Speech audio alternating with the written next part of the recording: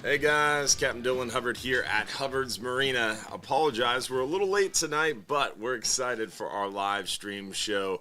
We're ready to give away lots of free stuff, talk fishing, answer your questions, and have a good time during our Sunday night live stream show. We do this every Sunday night at 7:30 p.m. here on the Hubbard's Marina Facebook, YouTube, Trovo, Twitch, all these different places, and every Sunday night we give away $1,500 in free stuff. So you want to win some free stuff, you want to talk about fishing, you're in the right spot. Welcome to the Sunday night live stream show with myself, Captain Dylan Hubbard, and Josh behind the screen here.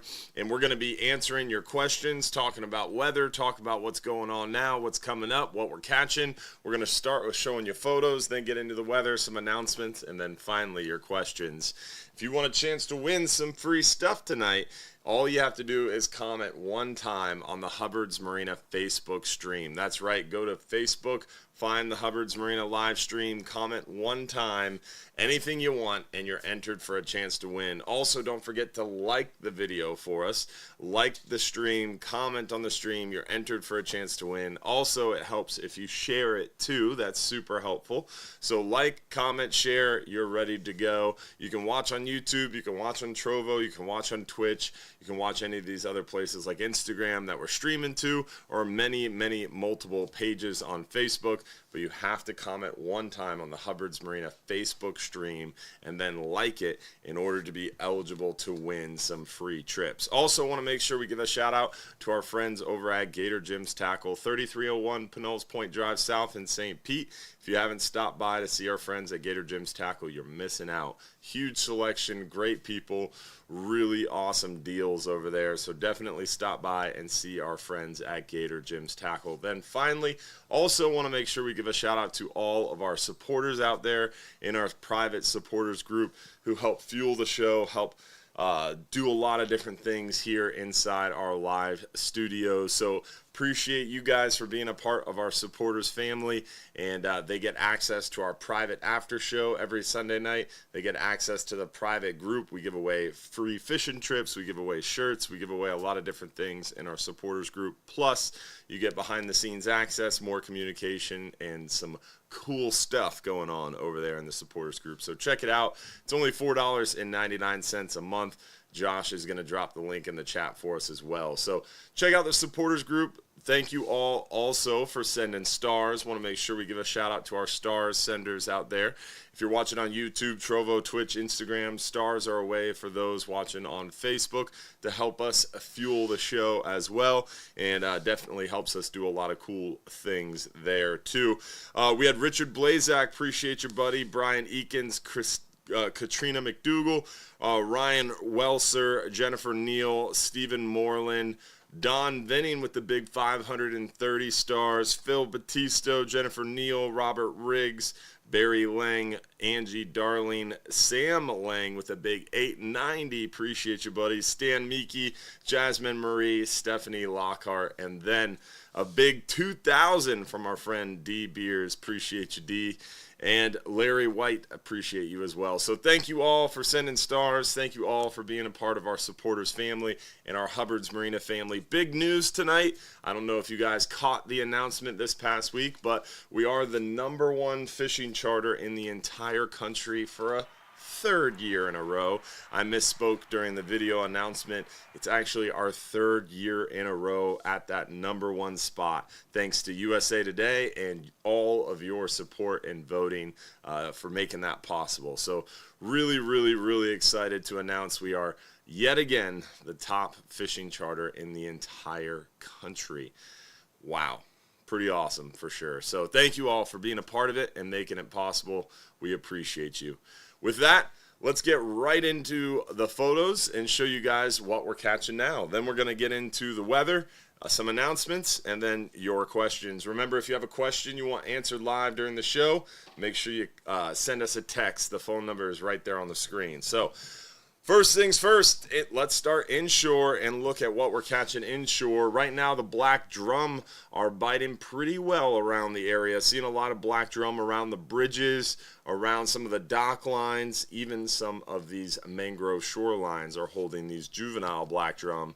Big old bluefish out there on the beaches. Here's Amy showing off a thick bluefish. Caught sight fishing out on the beaches. There's those black drum around bridges I was talking about. Some big bridges in the area holding a lot of these black drum. Cut crabs are a great option. You can use your bottom machine, find these fish. A lot of people use the side scan imaging as they cruise through the bridge. Literally find the school of black drum and drop down a cut crab or a big shrimp. You're hooked up pretty quick. A lot of redfish moving around right now, early morning, overnight, real good time to target them.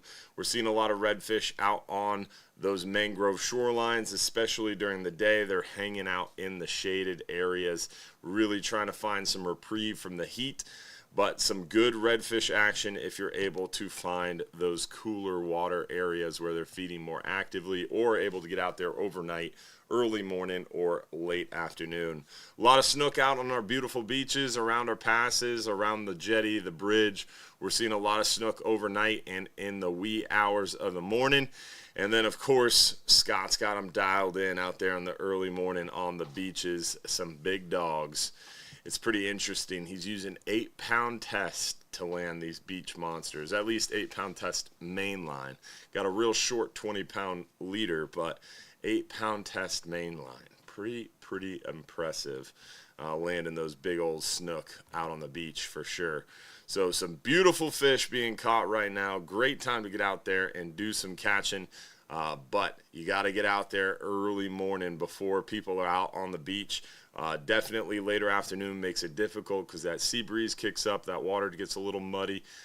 In the morning right now is a good time to go. The water is just spectacularly clear right now. So beautiful time to get out there and capitalize before this weather. That rain is going to definitely murky up the water, and I don't think it's going to get clear again like it has been.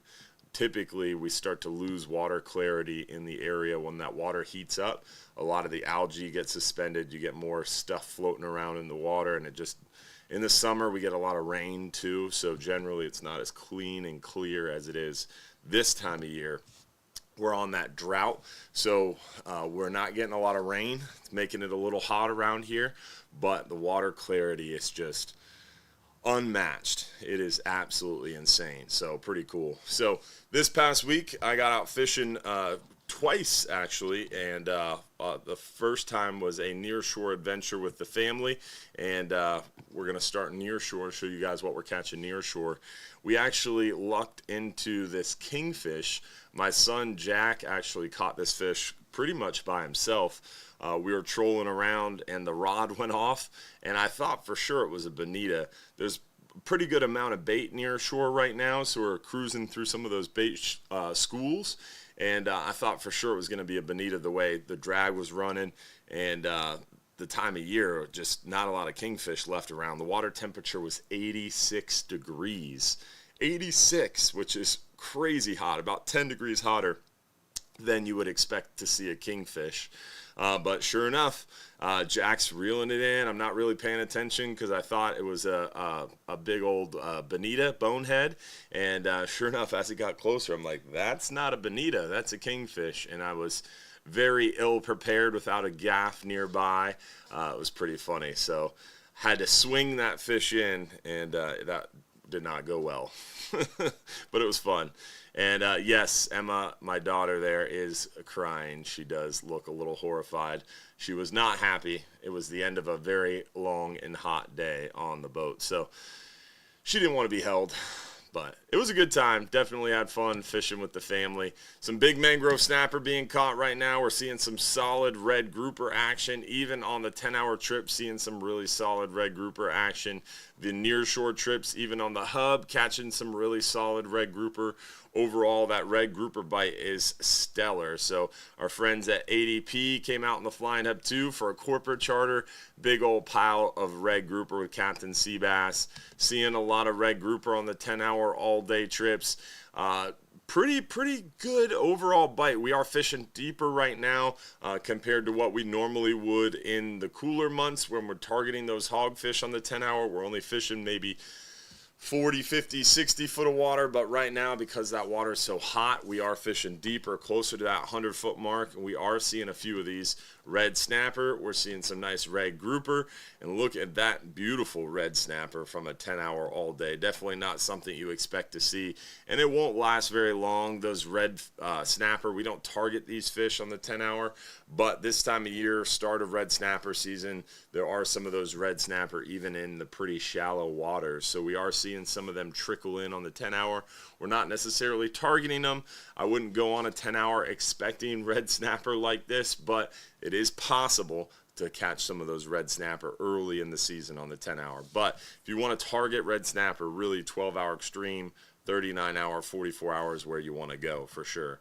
And it's not that big of a red snapper. Jose's kind of small, so he's making it look big too. Just kidding. All right, so nice gag grouper being caught and released around. We're doing really well on our 39-hour trips. We're crushing some really big red snapper, lots of mangroves, solid red grouper, lots of porgies, vermilions, yellowtails mixed in. So good opportunities to get your red grouper before they close at the end of day, June 30th. Our friend Ryan sending in some beautiful red grouper from Sarasota area. Some solid fish from the 12-hour extreme areas, doing well out there on the private charters. The 12-hour extreme today, Captain Joe took out the 12-hour extreme today, and they crushed it. They got a boat limit of red snapper and then caught 28 keeper red grouper and some scamp. So a boat limit of red snapper, 28 keeper red grouper, and some scamp. And I'm sure they had some snapper in there too, for sure. So solid catch on the Flying Hub 2 today. The 39 hours doing really well too. You can see by just the sheer volume of photos, we're catching a lot of fish right now. It's a good time to get out there and do some catching for sure, especially with the way the weather is right now. So we're going to talk a little bit about the weather now, and it's a little bit more questionable, nautical for sure. Someone said, is that the same Jose that Josh puked in his fishing boots? Yeah, that's the same Jose. Is that too soon, Josh? The comments are rolling in there. Josh is kind of quiet. All right, we're gonna move past this before Josh ends the stream. Okay, back to what we were talking about, the weather. So if you click on hubbardsmarina.com and under fishing trips, second one down is the weather links. On our weather links page, we're gonna start with the 5 and 10 hour wind finder forecast area, and you can kind of get a global look at what the weather's gonna do. But this is very misleading, and I don't really trust it. It's been changing around a lot. We know the weather is looking really good today. It was beautiful today. It looks really good tomorrow. Then Tuesday is when that rain kind of starts to pick up a little bit. But we're going to get into the weather here and dive deep. But I am surprised we have a phone call from Captain Mike Anderson, our birthday boy is on the line. It is Cap Mike Anderson's birthday, and he has interrupted the celebration to give us a call. That's pretty cool. What's up, Cap Mike? How are you? I am good, my friend. How are you? I am doing well. So how's the birthday celebrations going? Oh, you know what? It was great. Just got to spend some time with my lovely bride, my kids, my grandkids were here at the house. Everybody was in the pool chilling. We did some ribs. It was nice, man. That's what life's all about. So it's already over? Yeah, it's pretty much over. The basketball game's going to start. I got to fish in the morning. So, yeah. You are getting old. I am, yeah, no doubt.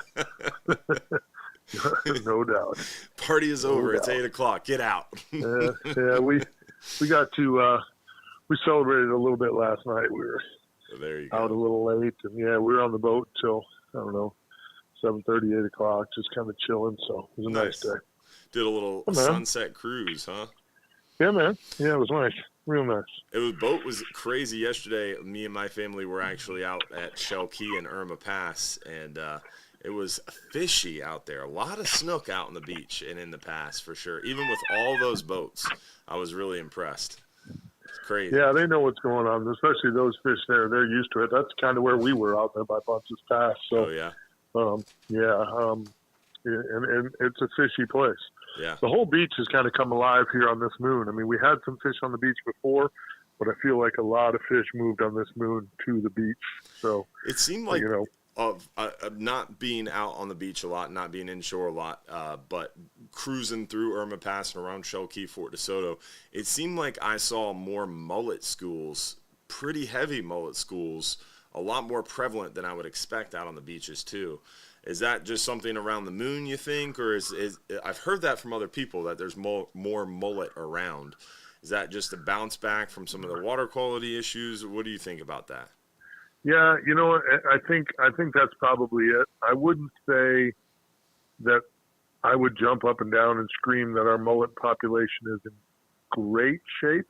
I gotcha. But I would say, like a lot of things, like our redfish and our trout, for the most part, I would say it's improved.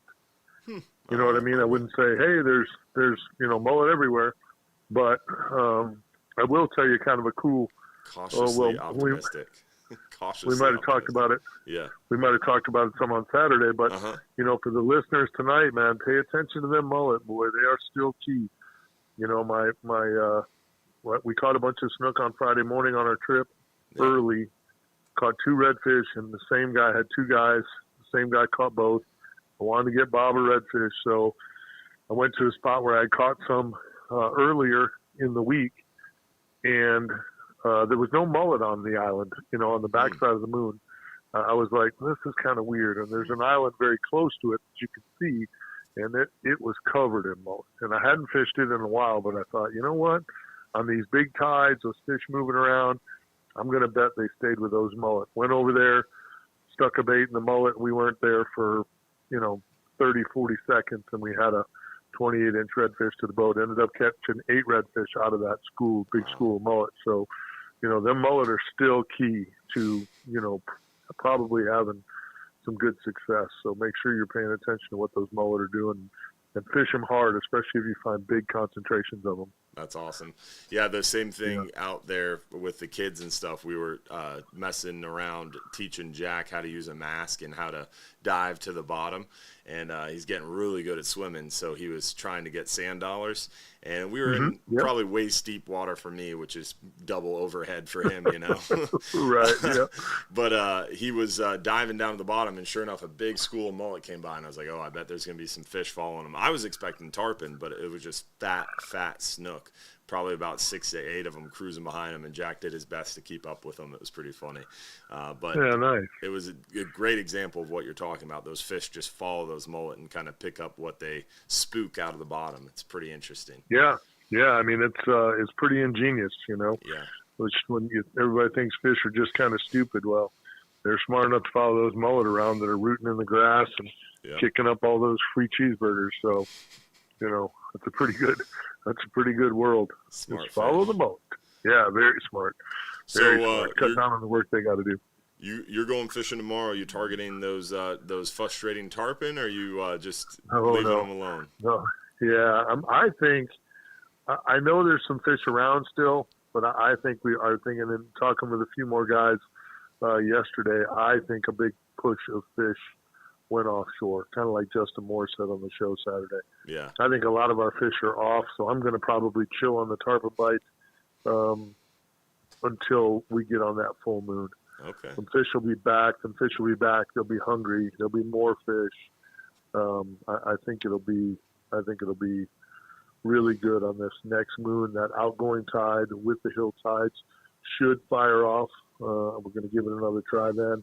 So tomorrow I'm going to stay in the snook and redfish pattern that I've been in. Probably the only trip I'm going to get in this week, it looks like, maybe. Wow. So, we're going to try to do the best we can, put some of our boys from Ring Power on some fish tomorrow morning and, put a smile on their face and feel good the rest of the week. Try and get some office work done this week while we watch it rain, maybe. Maybe so. Yeah. Well, I will let you go. I know you got to fish tomorrow, and it's your birthday. We appreciate you checking in, though, and giving us the hot tip inshore following the mullet right now. That's the goal, huh? What was your weather report? Were you thinking we're going to have this Does it look now like it's going to sock us, or what's the deal? We're just getting into the weather when you called. We're going to dive into it now and look at more at the models. But in my opinion, they don't know what's going to happen. It's a big question between the different models that you look at where the mass of rain is going to be. Basically, Okay. I'm treating it like this. In the summertime afternoons, you get those afternoon showers that kind of come to Tampa Bay, and you're not sure what part of Tampa Bay is going to get nailed with these big storms. Yep. Basically, the whole Gulf is going to get that, and it's going to be 5 days long. So, what part of the Gulf is going to get the bulk of those storms? I think everybody's going to get something. It's just how long are we going to get it for? What's the duration? Some models have spiked as much as 10 to 12 inches of rain for Tampa Bay area in spots, whereas other models only show 2 or 3 inches of rain. But I mean, Okay. it's going to be a wet period through this week. It's just a matter of how much wind's going to be with it, how severe these storms are going to be, if we're going to get any rotation formation from this tropical depression system that's going to be floating around. There's a lot of questions. Plus, if you look forward towards the end of the month, there's another one behind this. So, not great. But we're going to dive into it, see what it looks like. All right, brother. Well, do what you do, my friend. We're going to try to go fishing. We'll keep you posted. Good luck tomorrow, man. All right, partner. I appreciate you guys. Have a great night. See you, buddy. Thank you. Happy birthday to Capt Mike. He is, I guess I shouldn't share his age. He's experienced. But speaking of Capt Mike, you want to join him and the man, the myth, the legend behind Mirror Lure, Eric Bachnick himself. That is going to be July 30th from 6 to 8 p.m. at Bartow Ford. Eric Bachnick is going to be out there with Capt Mike Anderson. They're going to be giving away free food from Silver Ring Cafe, free rod and reel giveaway from Bull Bay Rods. Ingle Coolers going to be giving away some real animal swag. It is a unforgettable seminar. I personally learn a lot every time I hear Eric Bachnick speak. That is the guy behind Mirror Lure, the man who invents those lures, tests those lures, works with guys like Mike Anderson, C.A. Richardson, Ryan Rickard, all the big names, the Watts brothers. This guy knows everything there is to know about artificial lure fishing. So definitely a good seminar you don't want to miss. That is, again, July 30th from 6 to 8 p.m. over at Bartow Ford. So mark it down. Going to be worth it to check it out. So let's hop back into what we were talking about weather-wise. We're going back to the weather links page. Go to hubbardsmarina.com. Second one down under fishing trips is the weather links. It's going to bring you to our weather links page. We're going to hop and click on the 5 and 10 hour forecast area for wind finder. Again, starting at the top, you can kind of see winds supposed to be picking up sometime midweekish and then get a little bit more severe over the weekend. I have seen forecasts showing wind picking up even as early as Tuesday. You can see tomorrow looks gorgeous. Monday is looking beautiful, but rain chances start to kick up Tuesday. Overall, Tuesday still looking pretty good, but sea heights really start to kick up as the thing kind of enters the Gulf. Then sea heights again Wednesday are picking up, which don't make sense.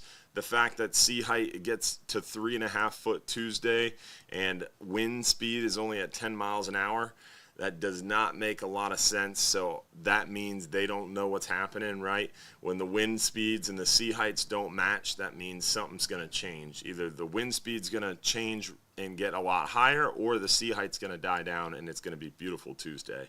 So Tuesday is 36 hours away, basically 48 hours away, and they still don't really have a solid idea of what's going to happen Tuesday. Wednesday, same thing. Sea heights not matching up to the wind speed very much, but the wind does start to pick up forecast-wise Wednesday night. Thursday, not looking great. Solid 3 raindrops. A pretty high chance of rain. Friday is going to be pretty windy, it says. And then weekend looks like it could potentially be blown up. So, again, very early on, a lot has been fluctuating and changing. One interesting thing I'll point out too, so that was the 5 and 10 hour forecast. If you look at the offshore forecast, the St. Pete offshore forecast, it looks really strange in the fact that the sea heights, again, don't match up to the winds. So 1 mile an hour winds, 5-foot seas. That doesn't make any sense. If it was just a swell being pushed by the storm, it would need to be a lot more formed, and these wave periods would be more like 10 or 12 seconds. So the forecasts just aren't matching up, aren't jiving. And then the seas die down to 3 foot, and the wind actually picks up. So wind picks up, but the seas come down 2 feet. So the forecasts just aren't making any sense past Monday, really. So we know Monday's looking good, but I would strongly encourage anybody concerned about this weather to just hurry up and wait, because of the fact that they really clearly don't know what's going to happen, and they're just kind of going by the seat of their pants. And keep in mind, Windfinder is all based on one model, the GFS model, which is the model that the United States of America has invested a bunch of money in, so they kind of want people to use that model. But there's a bunch of different models. So let's pop over to spaghettimodels.com, the ultimate storm forecast page, and we're going to go looking at some models on Tropical Tidbits website. First things first, I always pop down here and change the regions, because who cares about the rest of the Atlantic? We just want to see the Gulf, right? And then we're going to switch it to precipitation maps, because that's what I want to see. So as we move into Tuesday, you can see Florida getting covered up by a little bit of precipitation. And then as we get in here to Wednesday, a lot of rain. Wednesday, Thursday, starting to get a little bit more severe, a little bit more windiness. Then you get back into Friday. Potentially more windiness as a potential development occurs. And then this is Saturday morning, so you start to see some real development and some more formulation. You get some more severe storms. So that's why you're seeing such an increase in wind and weather on the backside of really starting over the weekend. So you can see here, this is Friday. That gets over the tip of Cuba and right along the Keys Saturday morning. And then Saturday, Sunday, it kind of sits right off the coast. So that's why Saturday, Sunday, we have a higher wind forecast and higher rain forecast. So I would say Saturday, Sunday's forecast is probably a little bit potentially more accurate if this model holds true. Again, this is just one of the models. So let's pop over to the Euro model and see what it says. And there's actually some pretty good model agreement here, which is not a good sign for the forecast changing very much, because if the models agree, generally forecasts don't change very much. So this is Friday, a lot of weather. This is into the weekend. So the Euro model doesn't have as much formation or organization. So I would bet, and the Euro model keeps the bulk of it down here in the Bay of Campeche. So the Euro model would mean probably much less severe weather and much less of an impact on our area. Let's see the Canadians, what the Canadian model says. So Canadian model has a lot of rain, kind of follows, it's almost exactly in between, almost a perfect kind of compromise between the GFS model, the American model, and the Euro model. It kind of goes right between them. Instead of keeping it over St. Pete, like the American model, the GFS model, and the Euro model kept it over here in the Bay of Campeche, the Canadian model kind of split the difference. So we could spend a lot of time looking at all the different models on the website, but long story short, it's going to be a big question of how advanced will that get? How organized will it get? How strong will it get? Whereabouts will it kind of cruise? Is all the questions that will be yet to be determined. What does that say? 1001. 1001. Ooh, yeah. 998. So that's a potentially category 1. So that's the next one is towards the end of the month. All this kind of nastiness, this weather hangs out in the Gulf for the next 7 or 8 days. And what happens a lot of times, the Gulf is so warm, temperatures are so high, there's a lot of energy, a lot of moisture, tropical moisture. A lot of times you'll see development behind this. So that's my concern, is all this weather kind of moves out of the area, and then we have something else kind of move into the area right behind it. So keep in mind, this is the slowest start to our tropical seasons in 10 years. Everybody was predicting the most active hurricane season ever, with 17 named storms, I think was the number. But this is the slowest start to a tropical season in 10 years. So slow start.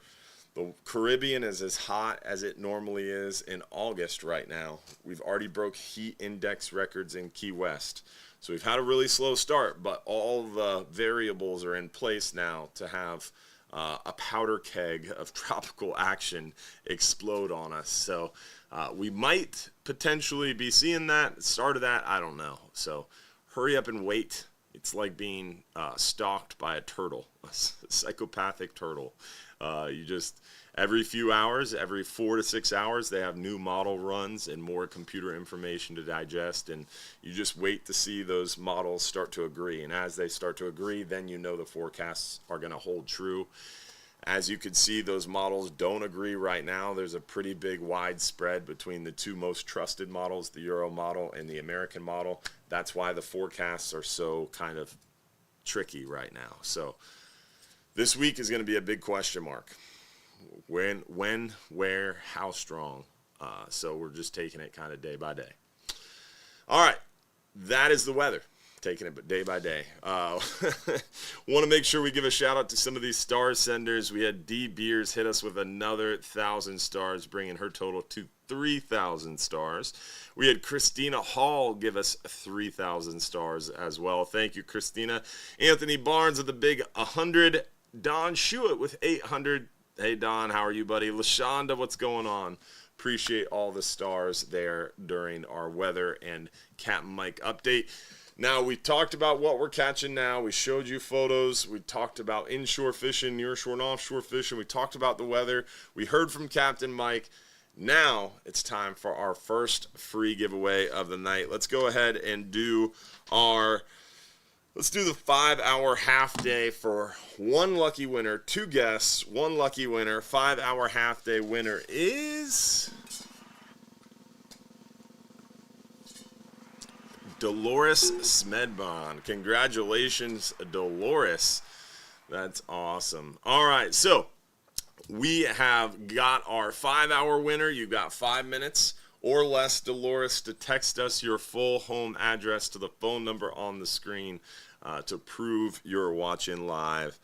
From there, we've got some questions to answer. Remember, if you have a question that you want answered live during the show, you do have to text us your question to the phone number on the screen, because a lot of times we're not going to see your comments. They move by really fast. If you're watching on YouTube, if you're watching on Instagram, Trovo, Twitch, we can't always see your comments. So make sure you text us if you have a question that you want answered live during the show. Top Shot.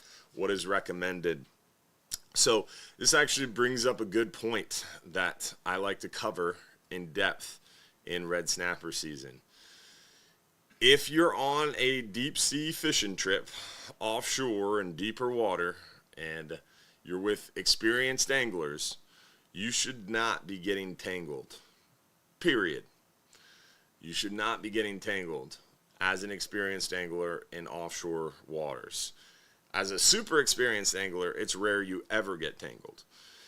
Sometimes, if they hook a really big fish, like a shark on the other side of the boat, you don't know what's happening. Sometimes that fish will swim around. But really, as an experienced angler, you can feel another line touching your line.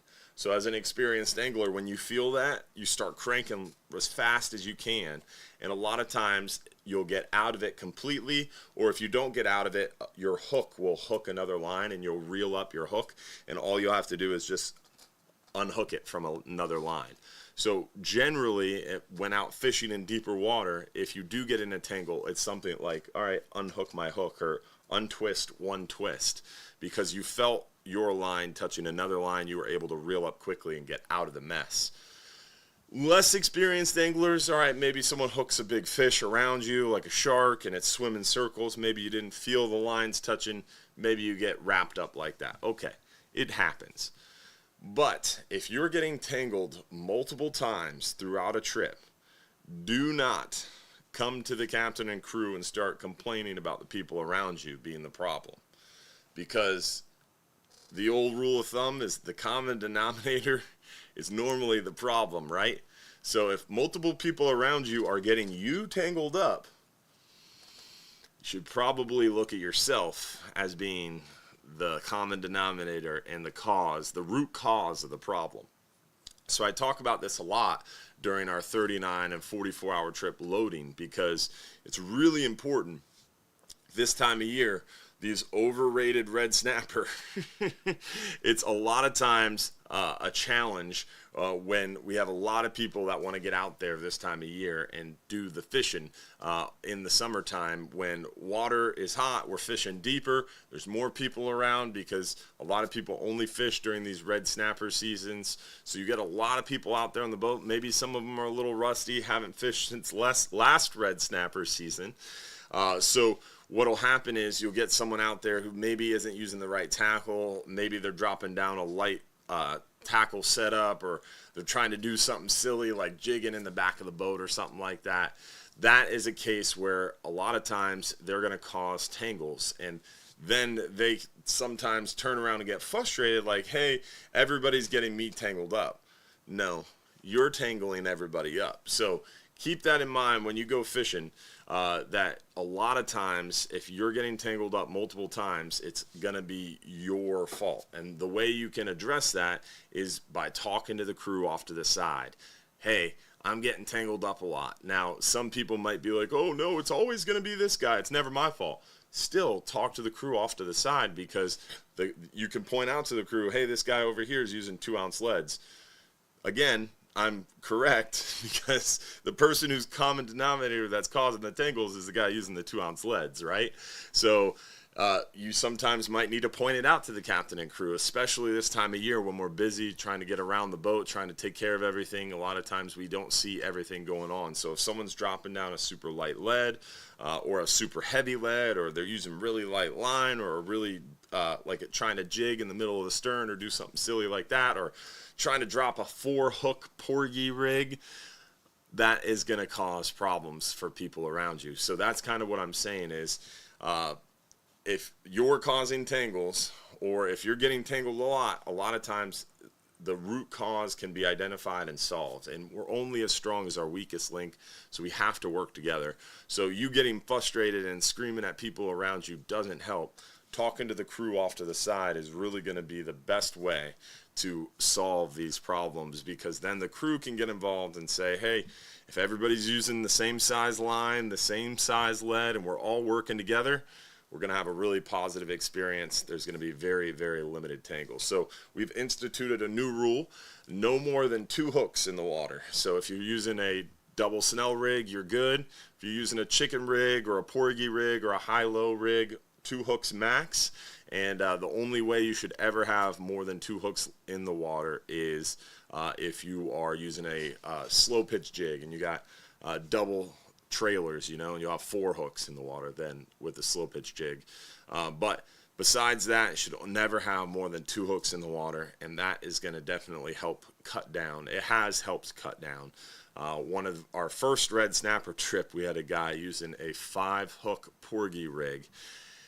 Needless to say, that caused some problems. So, new rule, 2 hook max. And we should probably add that to the website to make it clear. So, talk to people around you. Look at people around you. If everybody's using similar tackle, similar size lines, similar size leads, you're going to avoid tangles. If you want to do something unique like slow pitch jigging, you need to talk to the crew and find a spot to do that. You can't just drop down a slow pitch jig in the middle of everybody else bait fishing. It doesn't go well, especially if there's any kind of tide, because you're going to just end up scoping out into somebody and causing problems. So work with the people around you, work with the captain, work with the crew. It's gonna definitely help. The reason this got brought up was the question of the top shot, right? How long does your top shot need to be? If you don't know what a top shot is, probably shouldn't be using braid. But if you have a lot of braided line in your spool already, you don't have to pull all your braid off. You could just add a whole bunch of monofilament on top of it. So if you're not familiar with a top shot, I would go really, really long. So my general rule of thumb is going to be 1/3 to 1/4 of your line in the water should be mono. If you know what a top shot is, you know how to tie a line-to-line knot. 1/3 to 1/4 of your line in the water should be monofilament or fluorocarbon. So if you're fishing 100 feet, a 20-foot top shot, 20, 30-foot top shot's a good idea. You want to have a shock absorber in there. That's what the top shot does. Now, if you're not familiar with a line-to-line knot, you don't know what a top shot is, I would go like 2/3 of your line in the water should be mono. Or maybe even all your line. Just add a whole bunch of mono on top of your spool, because mono is going to make it a lot easier. If you do get tangled, you're able to undo the tangle. Mono is going to make it a lot easier in the fact that you really don't need braided line. If you're fishing 300 foot or less, you really don't need braided line unless you're doing something unique like slow pitch jig fishing. You really just stick to the mono. It's a lot easier to tie the knots. You don't have to worry about doing the line-to-line knot. If you use a shorter top shot, there's a chance that line-to-line knot could get broken, or you could get tangled above it. Then you got to cut it. Then you got to retie a top shot. It really slows you down for sure. So I would avoid using braid if you're not a super, super experienced angler. If you're a super experienced angler and you're using braid, as long as you're using a top shot, it isn't a challenge. What is the recommended setup for a 10-hour trip? I recommend checking out the website. Each one of our fishing trip pages has an in-depth tackle, bait, all that suggestions. But on a 10-hour, I'm going to be fishing a spinning rod and reel and a conventional rod and reel. The 10-hour is the longest trip that we offer that I would recommend using a spinning rod and reel on. The 5-hour half day, the 10-hour all day. If you're fishing 100 foot or less, a spinning rod and reel works really well. If you get on a 12-hour night trip, maybe a spinning rod and reel for some snapper fishing if the bite's slow, but mostly conventional. Never again would I drop a spinning rod and reel to the bottom on a 12-hour extreme, 39-hour, 44-hour. There's no reason for that, because most of the time you're going to be encountering fish that are larger, and a spinning rod and reel has a higher gear ratio. A higher gear ratio means it doesn't have the low end torque to be able to horse one of those big fish up off the bottom. Someone's out there like, well, my spinning reel's got 57 pounds of drag. That's cute. I'm a big guy and I can't hold 57, 60, 80 pounds of drag. Some of these spinning reels have crazy powerful drags now, and that's great, but the way you physically use a spinning rod and reel is one arm, basically one muscle, pulling up on that rod while you're fighting the fish. Whereas a conventional rod and reel, you're using not only both arms, but you're using your whole body as a lever, because you've got the rod under your right arm, your left hand out in front of the reel, your right hand on the reel, and then you're using your whole body as a lever to use the rod to fight the fish. You're not fighting the fish with one muscle like you would with a spinning rod and reel. So you have more physics behind you. A $200 conventional reel will fight a grouper better than a $2,000 spinning rod and reel combo. So definitely, once you get out past 100 foot of water, you want to mostly use conventional rods and reels. Inside of 100 foot, it works well to have a spinning rod and reel. It makes those smaller fish a little bit more fun. But if you do hook a grouper, you're going to be in a little bit of a pickle for sure. So I personally, on a 10-hour trip, am going to be using a 4000 series spinning reel with some 20, 30-pound braid and about maybe 15 feet, 10, 15 feet of mono, 30-pound mono on top of that braid, with a maybe 1 to 2 ounce egg sinker and a 3 to 4/0 hook. Then I'm also going to bring a conventional reel, like a Saltist 30, 35, 40, 50, or a Saltiga 40 or 50, and I'd be fishing probably 40, 50 pound test on that with like a 40, 50, 60 pound test leader, double Snell rig, little 4 ounce egg sinker setup kind of thing. With the weather getting warmer, do you think king mackerel are still around? If you were watching earlier, we showed you the photos. We caught a king mackerel. Surprisingly, there's still a lot of bait near shore. We are still catching a handful of mackerel here and there, and you might even see a kingfish, but there are not a lot of them for sure. We trolled with the kids Wednesday for probably about 2 hours, and I caught 1 mackerel and 1 kingfish. That was a surprise. I was expecting a bonita. So not a lot of mackerel and kingfish around, but they are around. Why is fishing in the past not the best anymore? You're fishing at the wrong time, period. Fishing in the past is epic. I could set an alarm and go out and catch a fish in less than 2 minutes, probably less than a minute. We could do it live on Facebook. I could hook a fish at least, maybe not land it. But the snook are heavy in the past. You just got to fish at the right time. At night, early morning, late in the day, dusk. During midday right now, the water is almost 90 degrees. So yeah, the fishing in the past along the shorelines is going to really kind of stink this time of year because of that water temperature. But if you hit it at the right time, water's moving, those salooner majors, you can definitely do well. I would strongly recommend checking out the Salt Strong products. If you go to saltstrong.com/Hubbard or /Hubbards, there's 2 different deals that you can take advantage of. They have a product called Smart Fishing Tides. It tells you exactly what time to fish. You can choose your tide location. It will tell you what time to fish, down to the hour.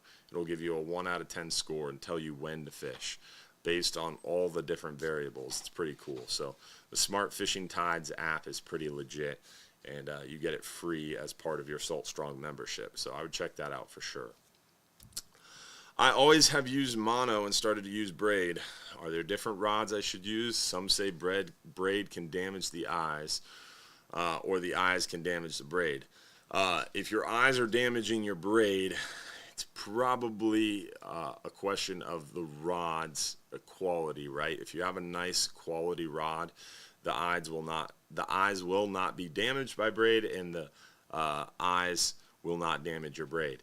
But if you have a cheaper rod, then probably isn't a good idea to use braid. And if you have a higher end rod, you don't need the braid, because the higher end rod is going to let you feel the bite even with monofilament. So it's kind of if you buy a nice rod, you don't need braid. If you have braid on a cheaper rod, it's probably going to mess up the braid because the eyes aren't going to be good quality, right? So it's kind of a diminishing returns there. But if you're inshore fishing, casting distance, braid becomes important. So a lot of times those high-end spinning rods inshore, you still are going to be using braid on. For what our applications are, a higher end rod means you don't really need the braid, especially don't need the braid, because you're going to be able to feel the bite really well. One thing you got to remember, if you're investing in tackle, you want to spend a majority of your budget on the rod. If you've got $500 to spend, you should buy a $300 rod and a $200 reel. A lot of people I see will buy a $500 reel and then spend $100 on the rod. You got that backwards. You want to make your biggest investment in the rod. The rod is going to give you casting distance inshore. The rod is going to give you sensitivity to feel the bite inshore and offshore. And when you hook the fish, the bend of the rod is going to fight the fish. That's not going to be you.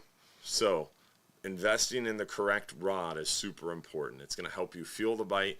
Once you hook the fish, it's going to help you land that fish, fight that fish successfully.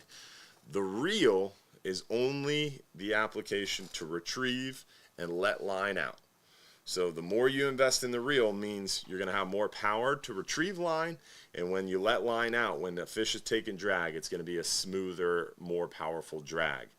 That's all it is. So invest in the rod. The reel is a good thing as well, but put some money behind your rod for sure.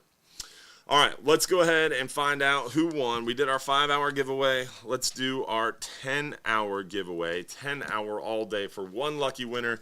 2 guests, 1 lucky winner. Winner is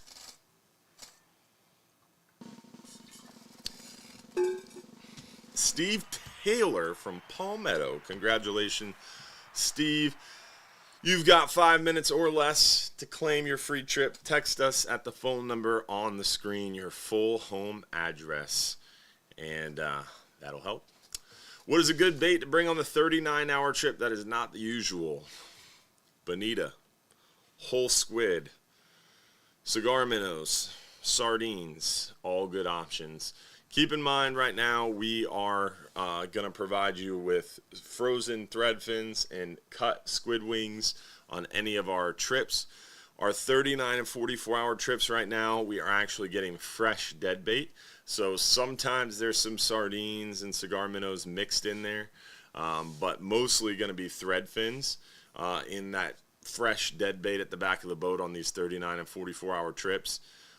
But we have been seeing some others mixed in there, so you might want to look around on your next 39-hour trip.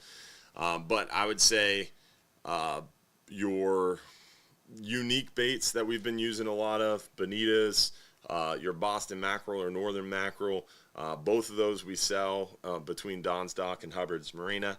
And then also whole squid has been working really well for some of the muttons and some of the big red snapper.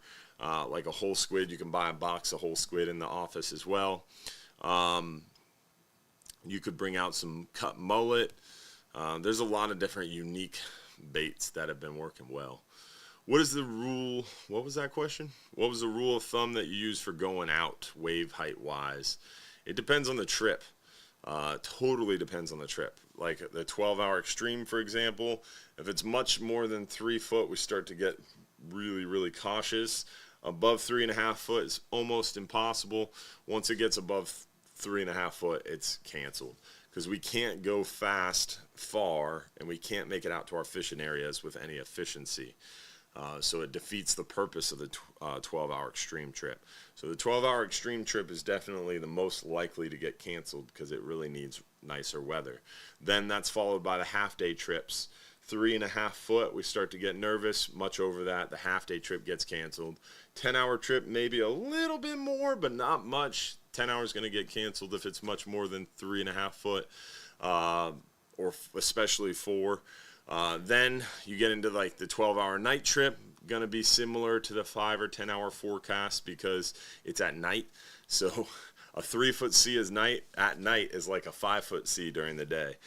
Even for myself, if you can't see the horizon, it definitely makes it a little bit more tricky and tougher to deal with. So we're a little bit more lenient on the 12-hour night snapper with cancellations. So the 12-hour extremes most likely needs the nicest weather. Then it's like the 5-hour, 10-hour, 12-hour, and then you jump up to the 39 and the 44-hour trips, which really can go out in some rough conditions because the Florida is just such a seaworthy boat, and it's full of such advanced anglers for the most part. So even if it's like 5 foot, even if they're calling 6 foot, we can push a 39-hour. As if it's going to be 6 foot the whole trip, generally we're not going to go out. But if it's 6 foot on the way out or the way back or for a small portion of the trip, then we'll kind of push out. Even a little bit over that, we've pushed out before. But definitely depends on the trip. Changes a lot. Gulf Gag Grouper season is going to be September 1st for a week or 2 or 3. It's going to open September 1st, and it's going to be sold out before it even opens because people are booking that up heavily.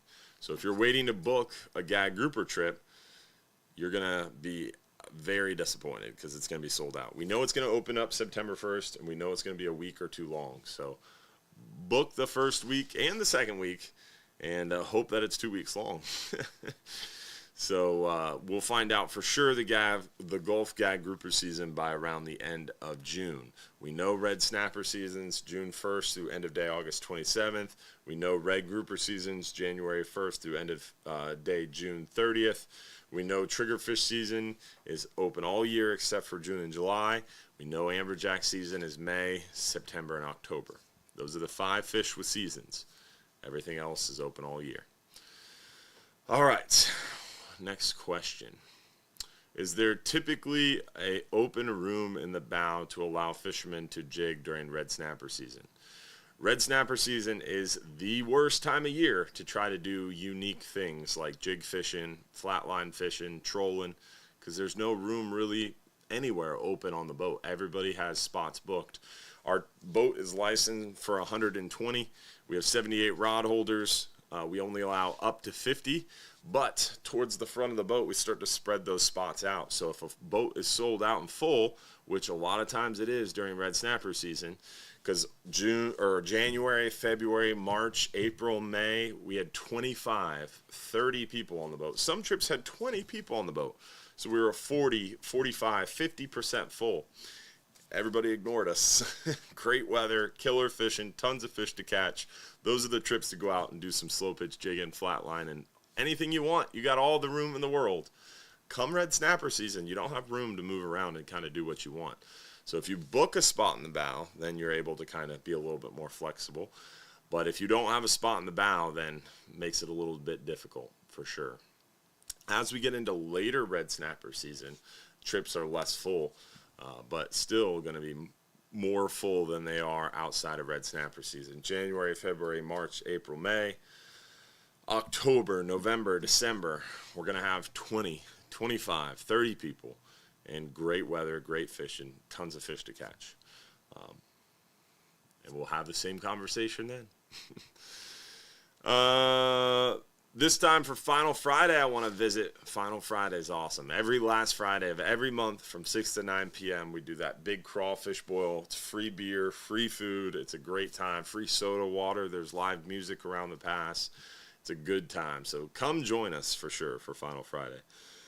Spinning reels for sharks near the beach, ? No. Never. Because the sharks from the beach and around the beach, remember, are going to run. You need line capacity. So generally, when you're fishing from the beach for sharks, you're using a really big conventional reel. That way you can fill it with braided line and get maximum line capacity. Generally, 80-pound braid is the go-to, so they can fill one of those big 130 wides, like reels as big as my head, bigger than my head, and fill them with 3,000 yards of braided line, and that's what they use for shark fishing from the beach. If you're serious about shark fishing from the beach. If you're just messing around with little sharks, yeah, spinning reel would probably work. Do you think the 12-hour night trip will be able to go with the weather looking like it does right now? If you look at the forecast right now, no. It doesn't look like it would go. But as I stated earlier, the forecast has been changing dramatically, literally every 12 hours. So I wouldn't really count on the 12-hour extreme being canceled yet because it could change. Next, let's do the swag pack giveaway, Josh, and then we'll answer a few more questions because we did start a little late. But let's do the swag pack giveaway. We'll get a few more questions knocked out before we end the show. So swag pack goes to Mike Upham from Winter Garden. Congratulations, Mike. Shoot us your home address and your t-shirt size, and we'll get you out that Hubbard swag pack. Let's see here. What can you catch surf fishing, and what's the best bait? If you looked at the photos earlier in the show, some people are catching 40-inch snook off the beach. Also, tarpon off the beach. Also, one of our dock masters, Nate, he's catching 7 to 10-foot sharks off the beach. So you can catch some really nice fish off the beach if you know when, where, and all that good stuff. But it is tough because you really got to know when and where and what bait to use, etc. Generally, average Joe angler fishing off the beach this time of year, a lot of northern kingfish or whiting is going to be your general catch. The whiting is most common in the summertime in the surf. Shrimp, even squid. You might see a pompano if you're using shrimp on the bottom. They're spotty, but we're seeing them. You might see a black drum. There's a few redfish cruising the beach, a few snook cruising the beach, but definitely a little bit more of a knowledgeable approach is required to get those snook, tarpon, or sharks. Sharks, just a little bit of knowledge and being in the right spot and being patient. If you're soaking a big bait for long enough, you'll get a shark for sure. Do you think we'll have gags, amberjack, and red snapper open at the same time? Absolutely not. No shot. Because remember, amberjack are September, October, November. Gags are going to be September 1st for a week or 2 or 3. So amberjack and gags will be open at the same time, but red snapper will not be. Let's see, what other questions do we have? Do you think the 39-hour will be canceled this weekend? I would not make that decision or even call yet. Right now it looks very wet and very bumpy, but not cancelable yet. But again, I said it 5 minutes ago, I'll say it again. The weather has been changing extremely dramatically every 10 to 20 hours. So it could completely change again here pretty quickly. So I wouldn't be concerned, overly concerned, as things can really shift quickly. All right, let's see. What other questions do we have? For gag grouper season, will you guys be targeting them on a 10-hour all day? Keep in mind, gag grouper season is going to open September 1st. September 1st is going to be excruciatingly hot, and gag groupers are in deep water that time of year. So generally, we're going to try to target them in 10-hour trips. We're going to try to target them on all of our trips when they're open, but realistically, we're probably not going to catch very many during gag grouper season on a 10-hour trip. Realistically, you're going to have to go to 140, 160 foot of water or more, 12-hour stream, 39, 44-hour trips to try to get those gags during the first couple weeks of September when the water is at its peak heat. Those gags don't come close to shore and make themselves easy to catch until like November or December, depending on weather. Once that water gets really cold, that's when the gags come in shallow, and we catch them often on the 10-hour.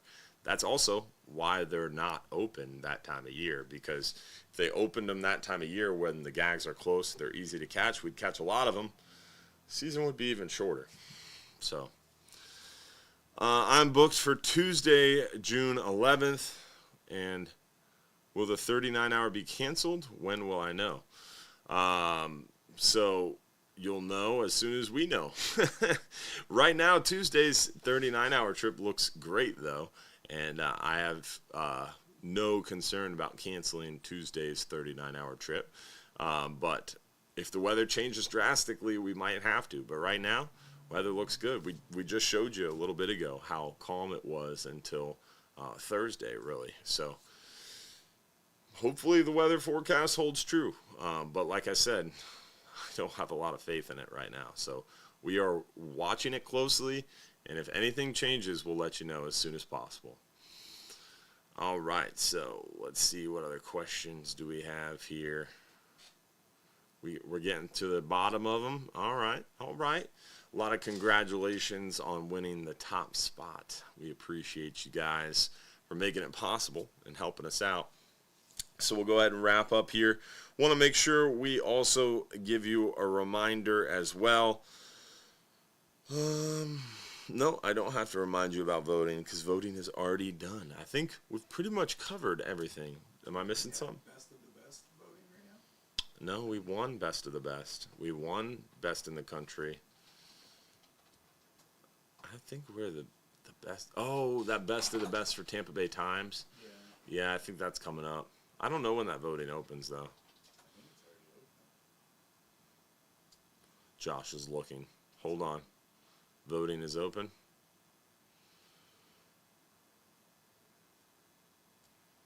Oh, yeah. Well, we do have more voting to do. We'll share it with you guys. So we won best in the region. We won best in the country. Now it's best of the best People's Choice Award for Tampa Bay Times. So it's open till the 30th. So we got all month. And I think you can vote daily on this as well. What is this? Best charter boat? Yeah. Did you just vote twice? Josh is playing voodoo. All right. So we do have voting to do. Josh will share the links and we'll get those scheduled out. So daily voting, best of the best. And you can actually write in things. So if you wanted to like make Hubbard's Marina the best health and wellness acupuncture site, you could.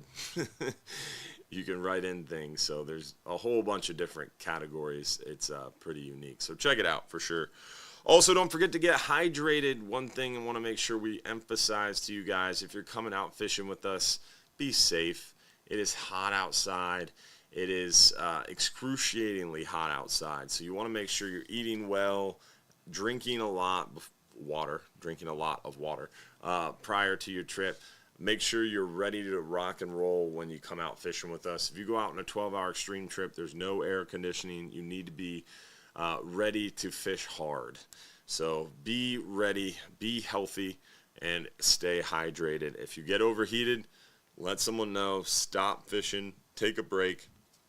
You don't want to overdo it and get in trouble offshore because it is a long ride home, and we are not very happy when someone does something like doesn't take care of themselves, doesn't drink water, and then ruins the trip for everybody. So be safe, be courteous, be safe, and be courteous to those around you. Use the appropriate size leads. If you're getting tangled a lot, talk to the crew. We're all here to work together to make this red snapper season as less painful as possible. So let's do it.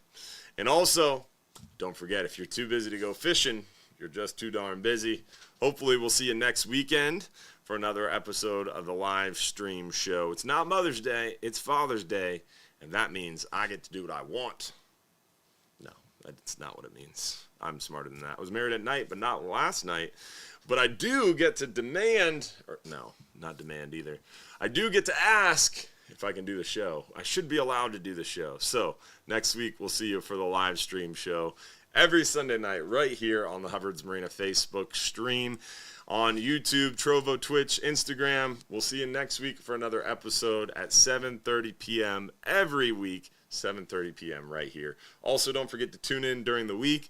Don't forget to like, share, comment on things you see. Check us out on TikTok. We're still really pushing to get to that 10,000 mark on TikTok. We're going to be giving away $500 on TikTok tomorrow. So if you haven't checked us out on TikTok, you haven't entered the contest, you've got a few more hours to do it. So check out Hubbard's Marina on TikTok. Follow our page. Check out the most recent videos. There's one of those videos you tag 2 friends. You're entered for a chance to win. Tomorrow, we're giving away $500 based on a random giveaway. So check us out on TikTok, follow, tag. Also, let's find out who won that 39-hour trip for one lucky winner. Hopefully, you guys enjoyed the show tonight. Thanks for being a part of our Hubbard's Marina family. Let's see who won the 39-hour trip for one lucky winner. Drum roll, please. Tiffany Gossier. Congratulations, Tiffany and Sean. Awesome. Oh, no, that's Tiffany's not related. Oh, I can't see in the photo. It's hard to tell. But Gossier, same family. So congratulations, Tiffany. Hopefully, we'll see you guys soon. Don't forget the Supporters After Show. If you're a part of our Supporters family, we're going to kick that off at 9 o'clock. 9 o'clock, the Supporters After Show. Hopefully, we'll see you there. And hopefully, we'll see you next week for another episode. Thanks for watching. Thanks for being a part of our Hubbard's Marina family. Y'all have a good night. Don't forget to vote.